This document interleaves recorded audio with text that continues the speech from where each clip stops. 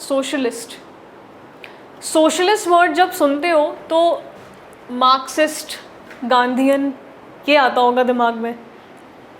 Last year और 2021 में भी गांधीयन और मार्क्सिस्ट के ऊपर प्रीलिम्स में सवाल आने लग गए थे, ठीक है, कि सिविल सोसाइटी जो होनी चाहिए, लिबर्टी के ऊपर था, स्कूल ऑफ लिबर्टी थॉट के ऊपर इनका सवाल था। लेकिन गांधीयन और मार्क्सिस्ट ही हमारे दिमाग में आता है जब हम सोशलिस्ट की बात करते हैं। अब व्हाट इज़ मार्क्सिस्ट सोशलिज्म, थोड़ा सा ऐसे देखो इसको।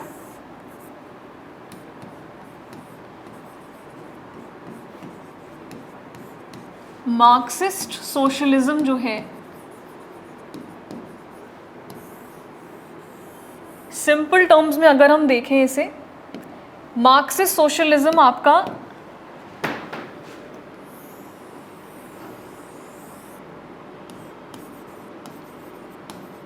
आपकी वो सिचुएशन है जहाँ पे स्टेट के हाथ में रिसोर्सेज हैं कंप्लीटली।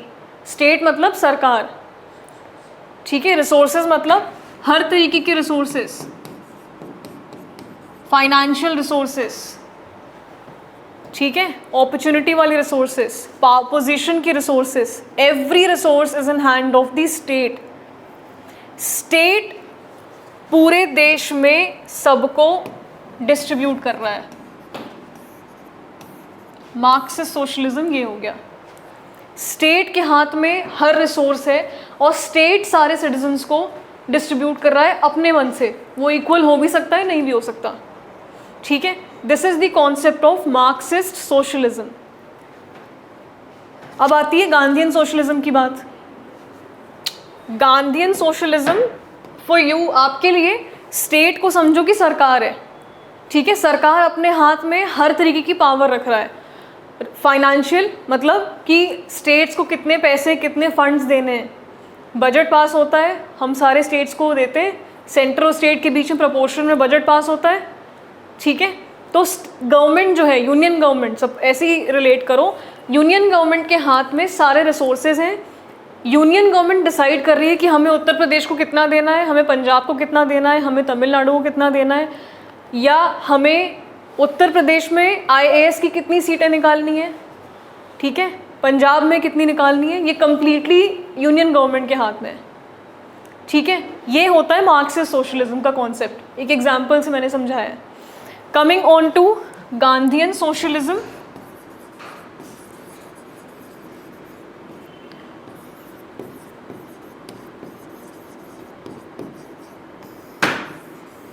गांधीयन सोशलिज्म में जो कॉन्सेप्ट है वो ये है कि state is equally distributing the resources. State के हाथ में रिसोर्सेज हैं and state is equally distributing the resources. अब एक क्वेश्चन है कि इंडिया में इन दोनों में से कौन सा कॉन्सेप्ट चल रहा है? मार्क्सिस्ट चल रहा है।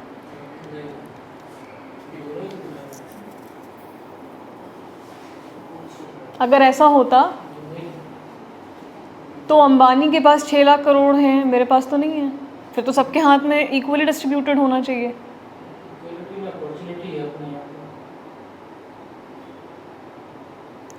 ठीक है, अगर ऐसा होता तो किसी एक के हाथ में इतनी सारी वेल्थ और हमारे पास कुछ नहीं, तो ऐसा तो नहीं है ना कि सरकार दे रही है अंबानी को कि नहीं तुम रखो 6 लाख करोड़ और बाकी किसी को मैं नहीं दूंगा, ऐसा तो है नहीं। इंडिया में मिक्स है, इंडिया में मार्क्सिस्ट और गांधीयन का मिक्स चल रहा है, विच मीन्स कि हम लोग इक्वल अपॉर्चुनिटी दे रहे हैं, हम लोग सभी को बराबर अवसर दे रहे हैं कि वो सरकारी नौकरी ले ले या उसके पास बिजनेस अपॉर्चुनिटीज़ हो, अगर उसे बिजनेस करना है तो इक्वल अपॉर्चुनिटी सबको मिल रही है, ठीक है, सबको बराबर के चांसेस दे रहे हैं कि हाँ आप भी बिजनेस कर सकते हो।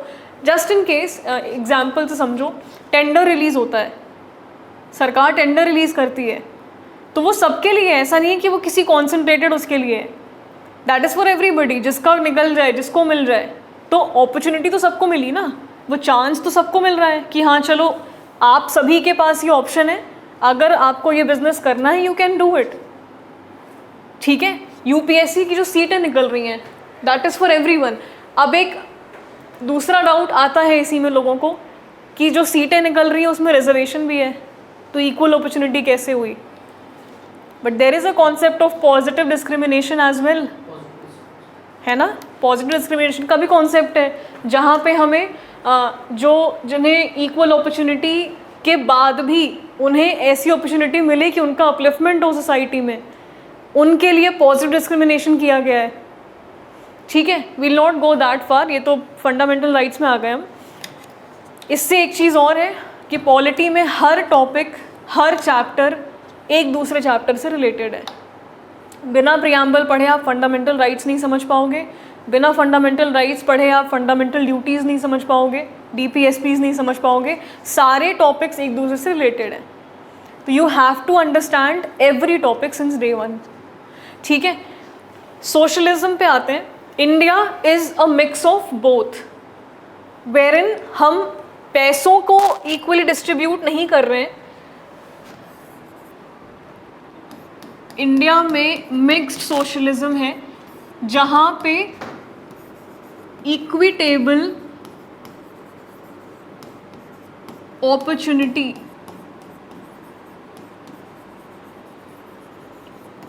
सभी के हाथ में है। It's up to you and your talent, it's up to you and your compatibility. ये आपके ऊपर है कि आप अपने आप को कितना अच्छा करके उस अवसर को अपने हाथ में ले रहे हो। ये आपके ऊपर है कि आप कितने अच्छे से पढ़ाई करके UPSC के द्वारा दी गई एक सीट पे अपना नाम लिख रहे हो। ठीक है, तो देश आपको चांस दे रहा है, आपको अपॉर्चुनिटी दे रहा है, इक्वल अपॉर्चुनिटी दे रहा है। देश आपके हाथ में पैसे नहीं दे रहा, जो कि मार्क्सिस्ट या गांधीयन प्योर जो कॉन्सेप्ट से वहाँ पे मिल रहे हैं। हम लोग अपॉर्चुनिटी दे रहे हैं। ठीक है, we are mix of both Gandhian and state के फंड्स के पर्सपेक्टिव से बोला था कि मार्क्सिस्ट, क्योंकि हर स्टेट की बाउंड्री छोटी, हाँ हाँ वो तो हाँ, बट ऑल इन ऑल हम लोग दोनों हैं। हम लोग एक्चुअली में अपॉर्चुनिटी दे रहे हैं, हम लोग पैसे नहीं दे रहे। वो तो एक एग्जांपल था, थोड़ा सा लिंक किया था मैंने। हाँ, आई अंडरस्टैंड। ठीक है, तीसरा वर्ड है सेक्युलर। सेक्युलर तो सभी जानते होंगे, कोई डाउट? अच्छा, सेक्युलर, हाँ आ रहा है ना? सेक्युलर सुना होगा। क्या हम कल को, क्या प्राइम मिनिस्टर ये कह सकते हैं कि हिंदू रिलीजन ऑफिशियल रिलीजन है इंडिया का? नहीं कह सकते। इतनी पावरफुल पोस्ट पे हैं, वो कह तो सकते ही हैं, नहीं कह सकते? अच्छा, क्या पाकिस्तान, नहीं पाकिस्तान पे नहीं जाते हैं। क्या हम लोग कल को ये कह सकते हैं कि एक रीजन को, पंजाब, चंडीगढ़, इधर वाले एरिया को, राजस्थान को इस्लामिक रिलीजन में कन्वर्ट कर देते हैं, या वैसा कोई स्टेट डिक्लेयर कर देते हैं? नहीं कर सकते ना। Why? Because we have this word in the constitution. अब ये वर्ड बड़ा इम्पॉर्टेंट है, जहाँ पे मैंने वो वाले क्वेश्चन किए थे। पहली बात तो ये वर्ड ओरिजिनल कॉन्स्टिट्यूशन में नहीं था। ठीक है, इसको ऐड किया गया 42nd अमेंडमेंट एक्ट इन 1976। अब मेरा दूसरा सवाल है, 76 के पहले हम सेक्युलर नहीं थे, क्यों ऐड किया फिर? उससे पहले ये था भी belief in the faith and worship. हाँ, बट ये मतलब जैसे कि मैंने पढ़ा था उसमें जैसे कि पॉलिटिकल पॉइंट ऑफ व्यू था, 1976 में इंदिरा गांधी ने जो इसे ऐड किया। राइट, इमरजेंसी चल रही थी उस समय। कॉन्स्टिट्यूशनल सिग्निफिकेंस, संविधान के तौर पे अगर हम इसकी इम्पोर्टेंस देखें इस वर्ड को ऐड करने की, तो वो ज़ीरो है। इम्पॉर्टेंट नहीं था इस वर्ड को ऐड करना।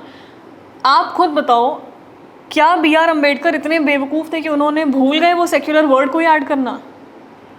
पहले तो सारा उसका सेक्युलरिज्म की करें। क्या वो, he was such a learned man, he was such an intelligent person. ऐसा तो है नहीं कि वो भूल गए होंगे, है ना? कहाँ हम देख सकते हैं सेक्युलर को? एक सेकेंड,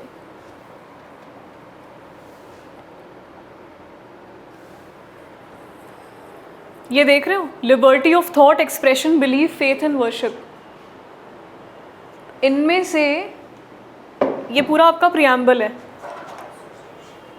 ठीक है,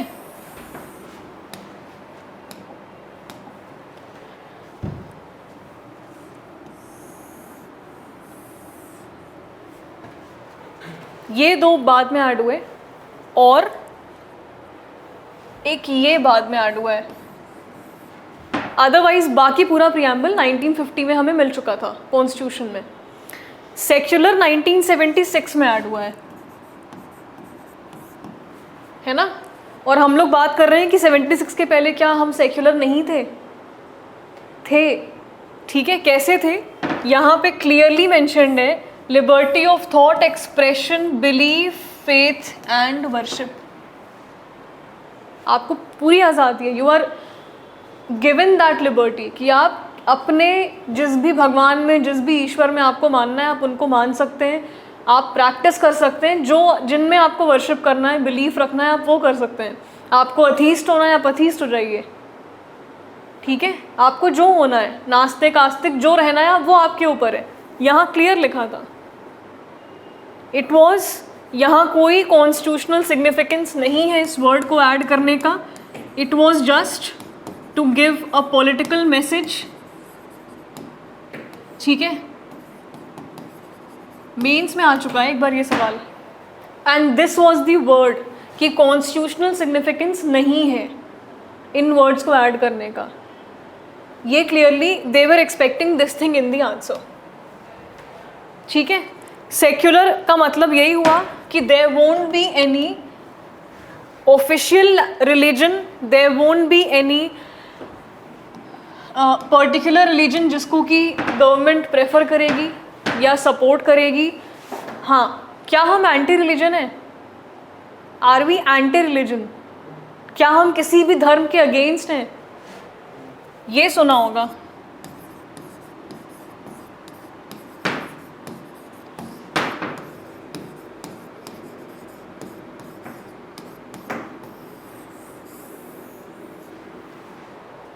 ये सुना होगा, we treat all religion as one, we treat all religion as same, ठीक है।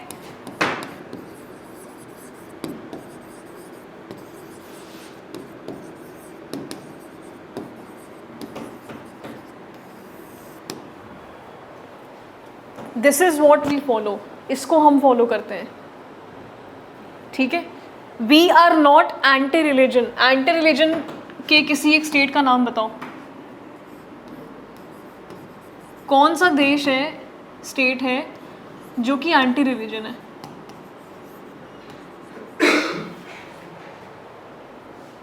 नॉर्थ कोरिया, ठीक है। हम नहीं है वो। अच्छा, कैसे नहीं है हम?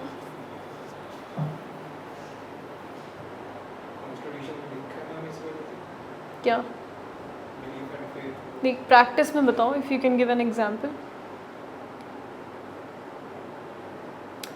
गवर्नमेंट प्रोवाइड्स फंड्स हर रिलीजन में। कभी हिंदुओं के लिए भी वो कुछ ना कुछ जो भी उनके वो 4 धाम की यात्रा होती है या सावन के टाइम पे वो जो कांवरिया जाते हैं, उनके लिए भी कुछ ना कुछ सर्विस स्टेट गवर्नमेंट्स या कोई भी गवर्नमेंट, यूनियन गवर्नमेंट प्रोवाइड करती है।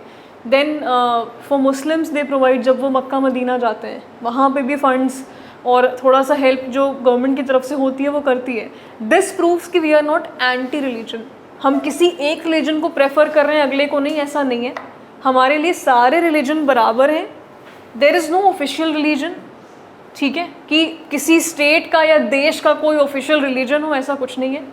हमारे लिए सारे धर्म एक हैं और हम सभी की वर्शिप को या सभी के बिलीव की रिस्पेक्ट करेंगे।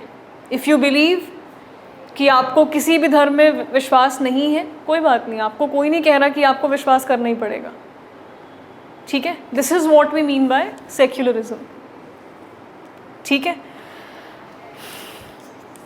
चलो, next word is democratic.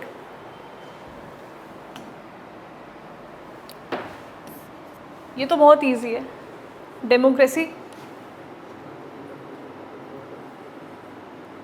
Government by the people, for the people, of the people. Abraham Lincoln ने बड़ा अच्छा सा डेफिनेशन दिया था। डेमोक्रेसी है। और डेमोक्रेसी को अगर सिंपल वर्ड्स में और बोलें, ये तो चलो डायलॉग है, ये तो एक सिंपल वर्ड्स में डेमोक्रेसी क्या हुई?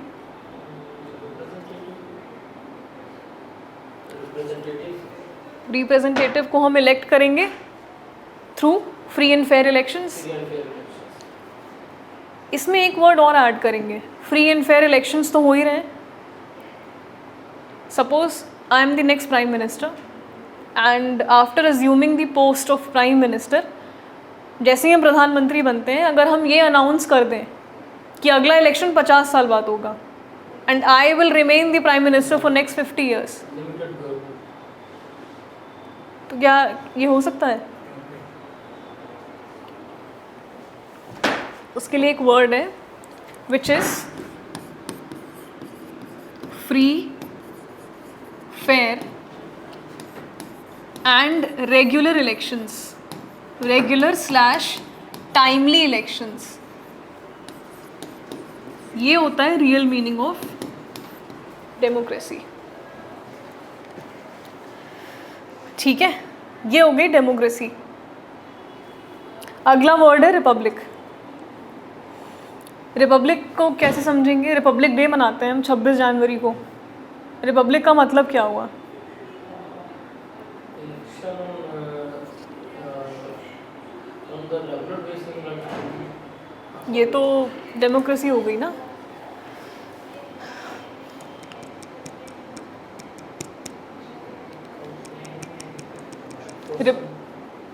ऐसे समझो, ऐसे समझो, relate it like this. Republic day कब होता है? 26 जनवरी. रिपब्लिक को हम देखते हैं, रिपब्लिक का जो मीनिंग है, जो सिंपल वर्ड्स में, वो ये है कि there will be a elected representative. Elected head होगा एज अ रिप्रेजेंटेटिव. ठीक है, इसको यहाँ कर रहे हैं. तो रिपब्लिक में आता है your elected head as representative.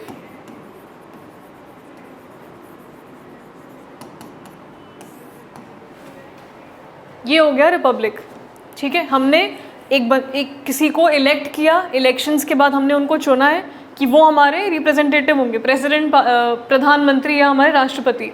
उनको हम रिपब्लिक, सिंपलिस्टिक टर्म में रिपब्लिक समझेंगे.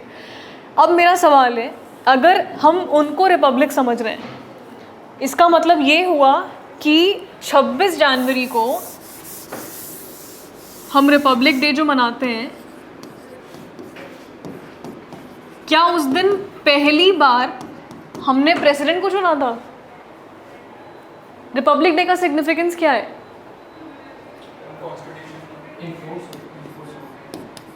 हाँ, बट हमने अभी ये देखा कि रिपब्लिक का मतलब होता है elected head as an representative. तो रिपब्लिक डे को हम क्यों मनाते हैं? परेड होती है, रेड लेटर डे कहते हैं उसको, ऑफिशियल छुट्टियां होती हैं.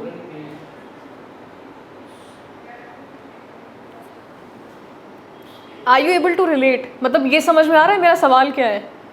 रिपब्लिक डे को हम क्यों मनाते हैं? हमें पता है कि कॉन्स्टिट्यूशन इन्फोर्स हुआ है उस दिन. ये तो है नहीं कि हमने पहला प्रेसिडेंट चुना उस दिन, पहले रिप्रेजेंटेटिव को चुना, ऐसा तो है नहीं. तो कॉन्स्टिट्यूशन का रिप्रेजेंटेटिव हेड से क्या लेना देना? वर्ड तो दोनों सेम ही है.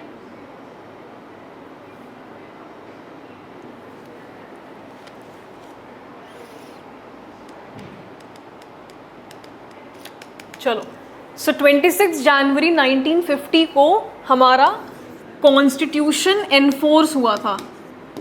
ठीक है, इनैक्ट और अडॉप्ट कब हुआ था? 26 नवंबर. ठीक है, इस दिन कॉन्स्टिट्यूशन एनफोर्स हुआ है, इस दिन हमारा कॉन्स्टिट्यूशन लागू हो गया था. ठीक है, रिपब्लिक डे क्यों मनाया जाता है? क्योंकि कॉन्स्टिट्यूशन जो कि फंडामेंटल लॉ ऑफ लैंड है वो इन्फोर्स हुआ था. अब पीछे चलते हैं डेमोक्रेटिक पे, ऐसे रिलेट करो. सपोज अगर हम रिपब्लिक नहीं होते, अगर ये वर्ड नहीं होता, सिर्फ डेमोक्रेटिक ही होता. डेमोक्रेटिक का मतलब free and fair timely elections के साथ हम एक रिप्रेजेंटेटिव को चुन रहे हैं. अगर हम रिपब्लिक नहीं होते, हमें हमारा कॉन्स्टिट्यूशन नहीं मिलता, फिर तो डेमोक्रेसी को यूज़ करके सरकार बन जाती और सरकार अपने मन से काम करती.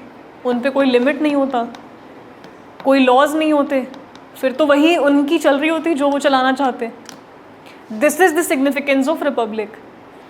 ठीक है, रिपब्लिक आया कॉन्स्टिट्यूशन लेके आया और कॉन्स्टिट्यूशन में क्लियर मेंशन्ड है कि आपकी हद क्या है, आपकी बाउंड्रीज क्या है।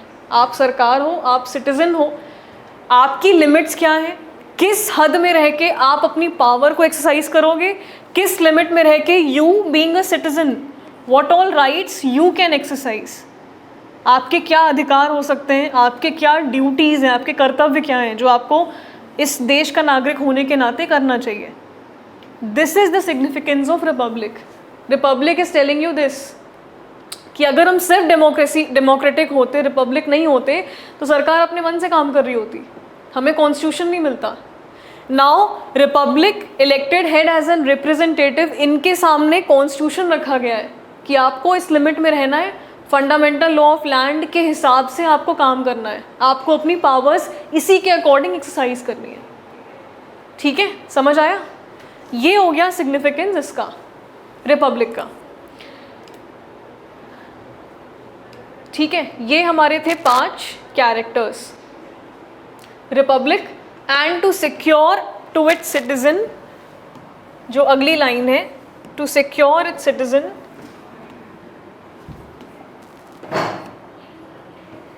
जस्टिस,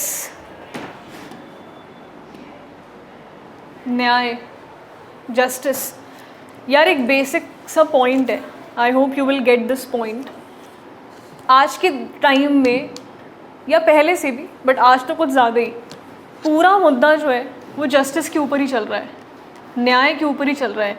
सबको खुद के लिए आज़ादी भी चाहिए और सबको खुद का न्याय भी चाहिए, विच मीन्स कि सरकार या कोई नागरिक किसी के साथ गलत ना करे, अन्याय ना हो किसी के साथ। तो अगर हम इन सारे कॉन्सेप्ट्स का एक निचोड़ निकालें, एक कंक्लूजन निकालें, तो वो इसी पे आएगा कि हम देश के न्याय के लिए, हम नागरिक के न्याय के लिए हम सारे काम कर रहे हैं। सरकार भी उनके न्याय के लिए काम कर रही है, कोर्ट, लॉ, जुडिशरी हमारे न्याय के लिए काम कर रहा है, अन्याय ना हो किसी के साथ। और हम सभी लोग, ठीक है, यहाँ ये एक इंस्टीट्यूट है, ये आप लोगों को पढ़ा रहा है, it is giving you the justice so that आप अपने फ्यूचर में, आप अपने करियर में अच्छा कर सको, है ना। तो जस्टिस इज़ ऑल अबाउट कि सबको, and it is entitled to everybody, न्याय सबके लिए है, सबको मिलना चाहिए, इसके लिए सभी लोग काम कर रहे हैं। जस्टिस कैसा, किस किस तरीके से आपको जस्टिस या न्याय मिले, that is social, economical and political. ठीक है, हम इन 3 स्फीयर्स में जस्टिस दे रहे हैं। हमारा जो कॉन्स्टिट्यूशन है वो हमें socially, politically and economically justice दे रहा है। ठीक है, next is your liberty of thought, expression, belief and faith, जो कि हमने सेक्युलर से रिलेट किया। ठीक है, हमारे को फ्रीडम है, we are liberal, we are given this freedom, हमें पूरी आज़ादी है कि हम अपने थॉट प्रोसेस को, अपनी सोच को, अपनी मान्यताओं को, अपने प्रिंसिपल्स को अपने अकॉर्डिंग, अपने बिलीफ के अकॉर्डिंग, अपना एक प्रिंसिपल, सबका एक कोर होता है ना, सबका एक कोर है कि मेरी ये बिलीव्स हैं, मेरे ये प्रिंसिपल्स हैं, तो मेरे को ये आज़ादी है कि मैं अपने बिलीव्स, अपने प्रिंसिपल्स को सोच सकती हूँ कि हाँ मुझे क्या करना है, क्या नहीं करना है। ठीक है, liberty of thought, expression, belief and faith. अब अगर मेरा कोई बिलीफ है तो मैं उसको एक्सप्रेस भी कर सकती हूँ, है ना। अब एक सवाल यहाँ से फंडामेंटल राइट्स से लिंक करते हैं, आर्टिकल 19। ठीक है, आर्टिकल 19 आपका ड्यूरिंग इमरजेंसी छीन लिया जाता है, ले लिया जाता है, सस्पेंड हो जाता है इमरजेंसी के दौरान।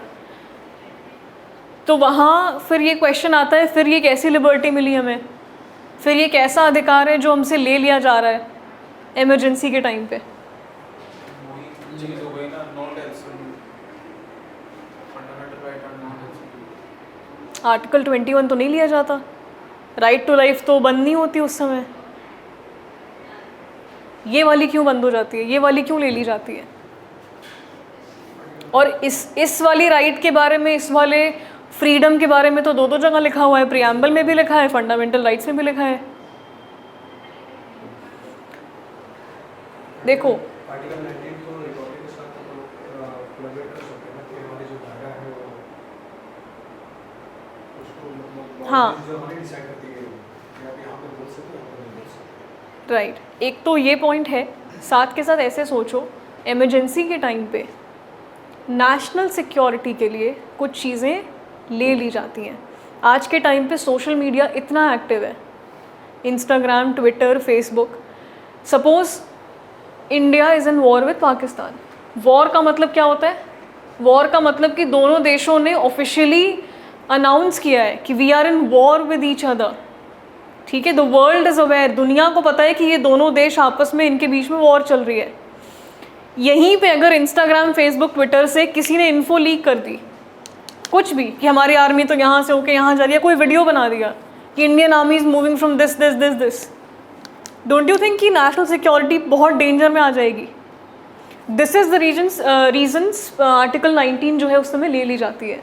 जम्मू कश्मीर के टाइम पे के समय पे या अभी जम्मू कश्मीर रीजन में मोस्ट ऑफन अभी न्यूज़ में हम सुनते हैं कि इंटरनेट को सस्पेंड कर दिया जाता है वहाँ।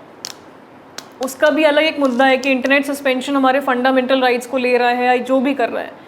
बट ऑल इन ऑल अगर हम कंक्लूड करें इन सारी प्रॉब्लम्स को, चाहे वो लिबर्टी ऑफ थॉट एक्सप्रेशन और या right to have your expression speech, article 19 that is not absolute, वो क्वालिफाइड है। There is a huge condition to it कि नेशनल सिक्योरिटी की बात जहाँ आई, आपसे वो अधिकार ले लिया जाएगा। आपके पास ना वो अधिकार होगा, ना आपके पास वो लिबर्टी बचेगी।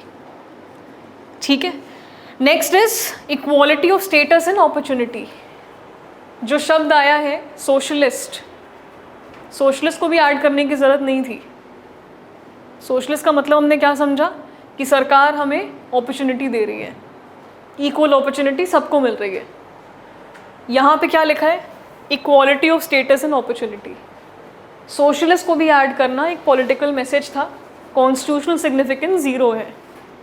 ठीक है, क्योंकि इट वाज क्लियरली स्टेटेड कि we are giving equality of status and opportunity. ठीक है, तो again that was a political message. ठीक है, यहाँ तक क्लियर है?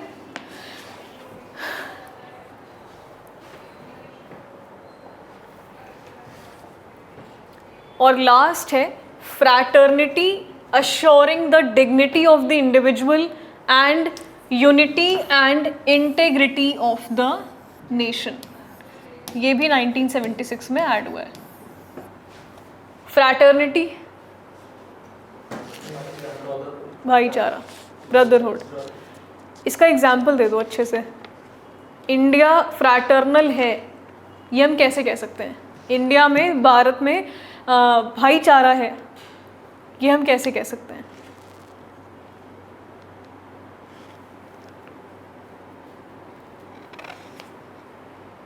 Think an answer.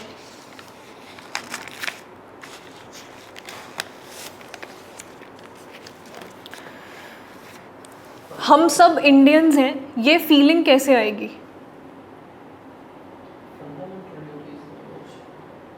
Fundamental duties enforceable नहीं है ना, उसमें भाईचारा कैसे हुआ?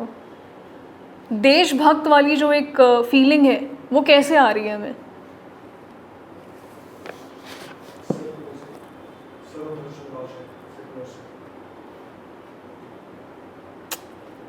बट सेक्युलर में तो मुस्लिम्स भी हैं, हिंदू भी हैं, क्रिश्चियन भी हैं, सिख भी हैं, जैन, सबको ही है, और सब अपना अपना बिलीफ फॉलो कर रहे हैं। I am talking about India being, मतलब कैसे देशभक्ति वाली भावना क्यों है हमारे अंदर, कैसे है?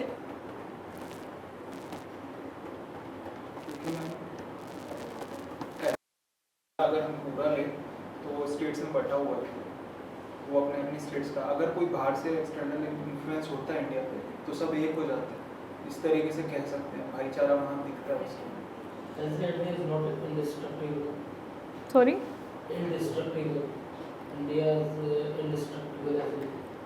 इंडिया में डुअल सिटीजनशिप अलाउड है? सिंगल सिटीजनशिप से आप कह सकते हो कि हमारा भाईचारा है। मैं बनारस को बिलोंग करती हूँ, मैं उत्तर प्रदेश की हूँ। कल को मुझे बॉम्बे जाके शिफ्ट होना है, मुझे कोई नहीं रोकेगा। सिंगल सिटीजनशिप है, ऐसा तो है नहीं कि पंजाब की अलग सिटीजनशिप है, आंध्रा की अलग सिटीजनशिप है, ठीक है।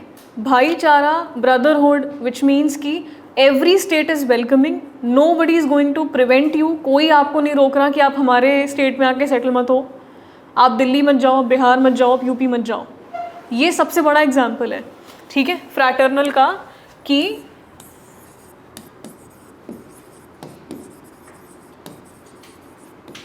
इंडिया ऑफर्स सिंगल सिटीजनशिप, और कोई भी नहीं रोक रहा है आपको कि आप किसी एक देश में जाके सेटल हो।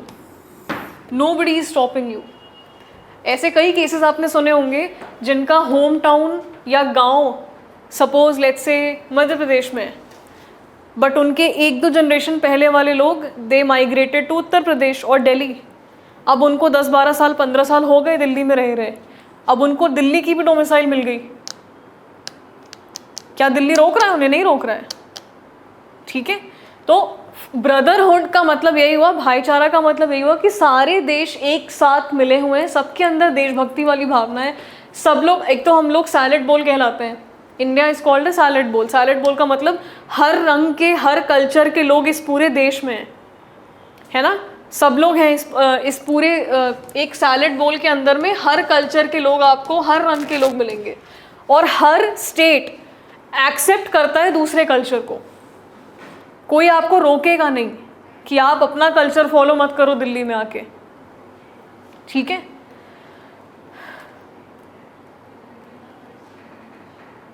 एक सेकेंड, क्लियर है यहाँ तक?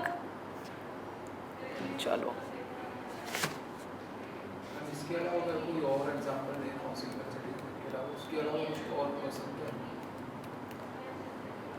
National anthem, single constitution, single constitution कह सकते हैं, नेशनल एंथम है। We sing the same national anthem, एक ही है ऑल ओवर इंडिया, ठीक है। ये था। इसके बाद जो लास्ट लाइन है अपने प्रियम्बल की, it is in our constituent assembly, हमने ये दिया है, दिस 26th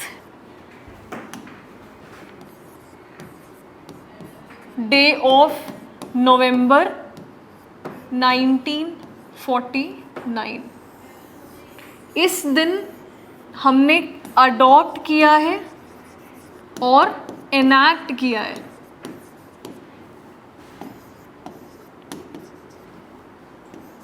अच्छा, एक थोड़ा सा कॉमन सेंस वाला क्वेश्चन है। देखो, पॉलिटी को हमने हिस्ट्री से कैसे रिलेट किया है, सेकंड कैबिनेट मिशन प्लान हम हिस्ट्री में पढ़ते हैं, वी हैव रिलेटेड उस तरीके से। अडॉप्ट और एनैक्ट होता है 26 नवंबर 1949 को, एनफोर्स होता है 26 जनवरी 1950 को। 3 महीने बाद, 2 महीने बाद, क्यों एक ही दिन कर लेते? जवाहरलाल नेहरू पूर्ण स्वराज का 1930 में लाहौर से हाँ, राइट, ठीक है। उन्होंने था, उनका था beside the bank of Ravi, Purna Swaraj उन्होंने डिक्लेयर किया था, वो इसी दिन के लिए था। इसलिए 26 जनवरी को हमने कॉन्स्टिट्यूशन को इन्फोर्स किया है, ठीक है। ये हो गया पूरा preamble, adopt, enact and give to ourselves this constitution, ठीक है। हमने इस दिन अपने आप को कॉन्स्टिट्यूशन दिया है। This was about preamble.